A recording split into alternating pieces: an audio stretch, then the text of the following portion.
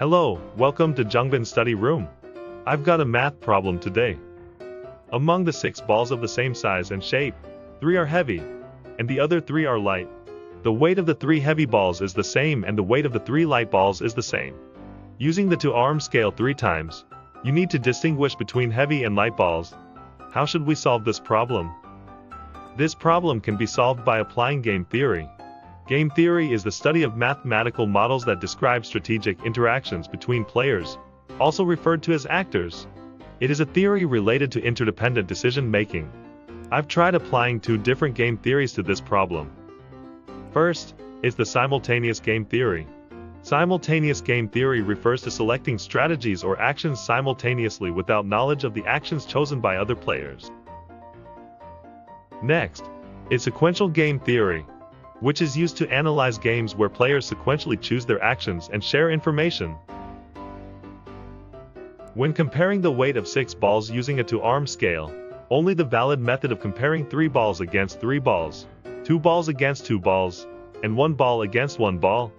In other words, the number of possible outcomes in each of the 3 opportunities can only be determined using the 3 methods I just mentioned. When applying simultaneous game theory, the 3 opportunities are divided among 3 players, and each player verifies the possibilities. The answer is then obtained by finding the intersection of these 3 results. I tried applying this strategy to the problem using coding, but there was no answer. What was the reason? After much thought, I could find the reason. It was because of the asymmetry of information, and the need for a sequential strategy to solve this problem. In the process of distinguishing between heavy and light balls using a 2-arm scale, the player, who is the person examining the weight of the balls, obtains information at each step. Information is accumulated at each step, and this directly leads to an increase in information asymmetry. The reason simultaneous game theory couldn't be applied to this problem is that, due to the lack of knowledge about each player's strategies and obtained information asymmetry couldn't be overcome by 3 players. In the beginning, we decide which ball to pick and where to place it on the scale, and based on the outcomes, we determine the next steps through a sequential decision-making process. This means that actions from previous steps influence those in the subsequent ones. Therefore, using sequential game theory was the right approach to solve this problem. The key point in solving this problem is that one player obtains information at each stage and uses it to determine the next step. So, I was able to solve this problem by applying sequential game theory, which deals with information asymmetry and sequential decision-making.